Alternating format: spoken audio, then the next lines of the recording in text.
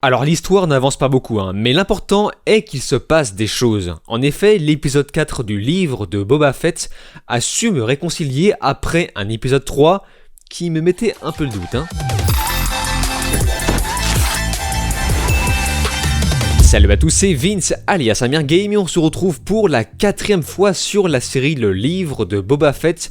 Donc à mon habitude, je redirige tous les nouveaux arrivants sur ma playlist consacrée à cette série. Comme ça, vous êtes sûr d'avoir mon avis de façon plus globale, notamment sur ma première vidéo. Puisqu'ici, nous allons nous concentrer davantage en spoilant le chapitre 4, intitulé La tempête approche, épisode de plus de 45 minutes, donc ça fait plaisir déjà, puisque ça semble beaucoup plus copieux que l'épisode précédent, mais pour ça, nous allons devoir résumer ce qu'il s'est passé. L'épisode commence d'entrée de jeu dans la suite des fameux flashbacks, où Fett prévoit de s'introduire dans le palais de Jabba the Hutt, et ce bien sûr pour récupérer son fameux vaisseau, le Slave 1. Mais c'est au moment où il commence un peu à réfléchir, à élaborer son plan, qu'il découvre le corps de Fennec, inconsciente, mourante. Ce faisant, il la prend sous son aile pour la sauver et, ayant une dette envers lui, elle accepte de l'aider pour récupérer son vaisseau. Le plan se déroule avec quelques petits accros mais rien de méchant et une longue collaboration commence entre ces deux personnages. Bon. Au passage, Boba en profite pour écraser le gang des motards afin de venger ses vieux compagnons Tuskens et il tente sans succès de récupérer son armure, qui évidemment n'est plus là, dans la fosse du Sarlacc. Arrivé à ce moment-là, le flashback prend fin et on retourne dans le présent, et là où Fett fait quelque chose d'assez prévisible, c'est-à-dire qu'il engage Chrysanthemum, puis demande aux subordonnés de Hutt de rester neutres dans sa future guerre contre le syndicat de Pikes. Et il s'avère que tout le monde accepte. Boba va maintenant avoir besoin de muscles supplémentaires à ses côtés pour la guerre qui se prépare. On se demande bien de qui il parle. Alors au début de l'épisode, je pensais que j'hallucinais parce que je voyais bien que les espèces de cicatrices sur la figure de Boba étaient beaucoup plus concentrées, beaucoup plus visibles. Je me suis dit ok, donc il y a vraiment bien un lien, une histoire de traitement qu'il va devoir élaborer avec les fameuses cuves à Bacta. C'est donc dans cet épisode qu'on comprend que ces fameuses séances de cuves servaient en fait à extraire l'acide qui générait un petit peu, qui faisait apparaître ces cicatrices. Donc on a enfin eu l'explication, même si bon, beaucoup de commentaires l'avaient compris à l'avance. Et à côté, à partir de 5 minutes de l'épisode, on entend déjà un léger thème qui se rapproche de celui de Mando, juste avant que Boba retrouve le corps de Fennec.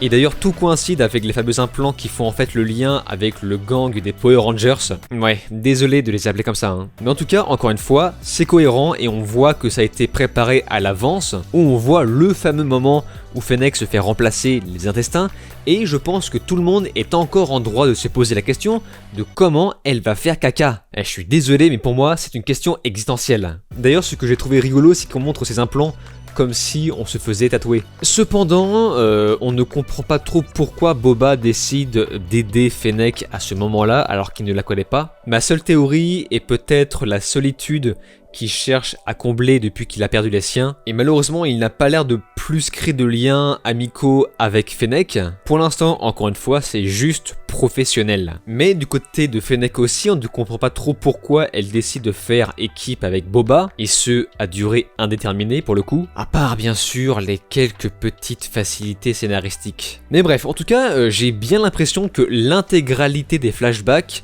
se sont achevés dans cet épisode, et ce en même temps que la fin de la guérison de Boba, car en effet, ses cicatrices ont l'air d'avoir complètement disparu. Du côté du Wookiee noir, Chrysanthemum que Boba engage, alors la scène du bar, je crois que c'était une représaille qui faisait référence à son passé, mais malheureusement je ne peux pas connaître, puisque je le redis encore dans cette vidéo, mais je découvre ce personnage qui lui apparemment était connu dans les comics, et c'est pourquoi je fais appel aux connaisseurs pour m'expliquer s'il y a bien un lien entre la scène du bar et son passé dans les comics.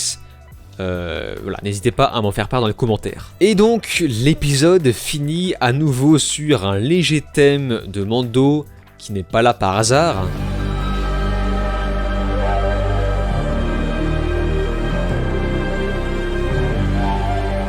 puisque ça indique qu'ils vont potentiellement, voire même très probablement faire appel à lui pour se préparer face à la guerre. Et puis n'oublions pas que Mando a quand même une dette envers Boba suite à la saison 2 de The Mandalorian. Pour parler un petit peu plus de l'épisode en lui-même, vous savez, lors de l'introduction, là on voit le Banta, alors je ne sais pas si ça se prononce bien comme ça. Sur le coup, je me suis dit, la belle marionnette. Mais cette scène nous montre aussi que Boba, visiblement, a l'air d'adorer les animaux, entre ça et le Rancor dans l'épisode précédent. En tout cas, il a l'air d'aimer les grosses bébêtes. Et visiblement, cet épisode a l'air assez riche en termes d'univers. Je pense par exemple à la scène de la cuisine. Qui, mine de rien, était vivante, ça bougeait de partout, entre les créatures ou encore le droïde qui fait directement un clin d'œil au général Grievous.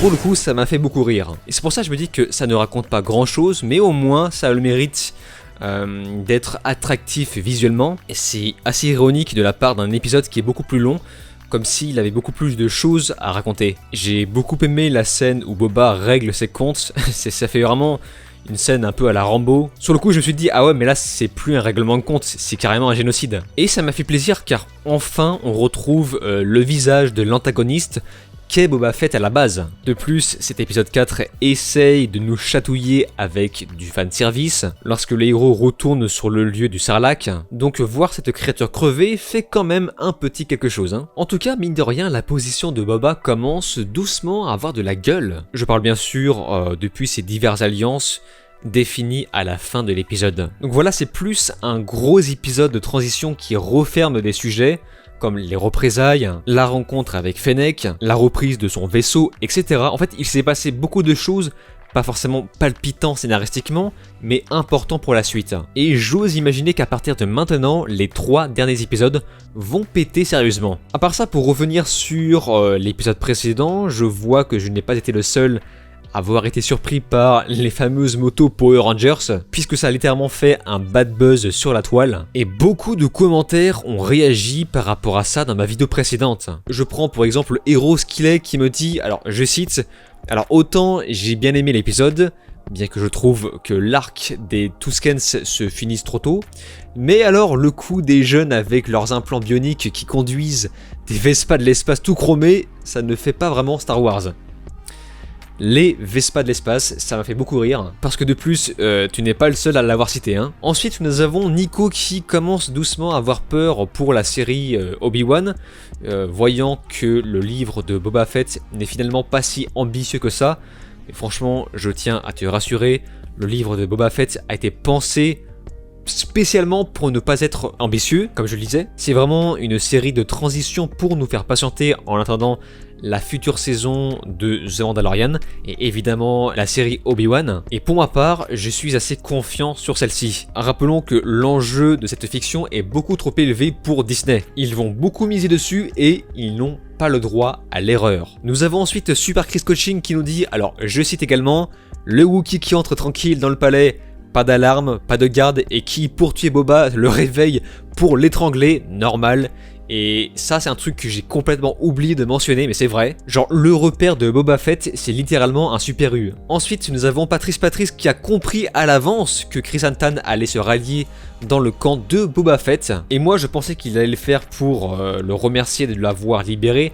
Mais en fait c'est juste parce que Boba l'engage, et d'ailleurs je pense qu'il aurait dû le faire depuis bien longtemps. Et c'est exactement ce que dit Prodigit, il est frustré que Boba ne l'ait pas embauché plus tôt, mais bon, mieux vaut tard que jamais. Sinon je vais citer un autre commentaire, celui de Tofdu, pour Chrysanthemum le Noir. L'une de ses apparitions dans les comics vient de la BD Star Wars Dark Vador, dans laquelle Vador, après la destruction de la première étoile de la mort, recrute 2 chasseurs de primes de Jabba le Hutt, et il s'avère qu'il s'agit de Boba Fett et de Chrysanthemum le Noir. Donc dans le comics, qui est canon apparemment, ils se connaissent. Or, bizarrement, dans cette série, ils n'ont pas l'air de se connaître. C'est vrai, donc soit c'est une incohérence, soit c'est Boba qui ne le reconnaît pas, ou peut-être qu'ils n'ont pas besoin de préciser qu'ils se connaissaient déjà auparavant. Bon, à voir. Et nous finissons sur Louis XLI qui lui aussi a su utiliser ses pouvoirs de médium, puisqu'il a compris que Mando allait potentiellement apparaître dans le futur. Bon alors, ce n'est pas encore arrivé, mais là, je pense que la fin de l'épisode 4 sous-entend fortement qu'il va apparaître dans l'épisode suivant. Ce qui veut dire qu'on aura l'équivalent de notre The Mandalorian saison 3. Pour conclure, pourquoi j'ai plutôt bien aimé cet épisode? Parce que oui, c'est le cas. Eh bien parce que Robert Rodriguez n'était pas à la réal. C'est simple comme bonjour. Et franchement, pour le coup, on voit tout de suite la différence au niveau des scènes d'action. Et je pense par exemple à la scène des représailles de Fett lorsqu'il explose, qu'il écrase ses ennemis. En termes de réel, c'est déjà beaucoup plus impactant que la course-poursuite à 10 à l'heure dans l'épisode précédent. Donc, je vais prier une nouvelle fois pour que Robert Rodriguez ne réalise pas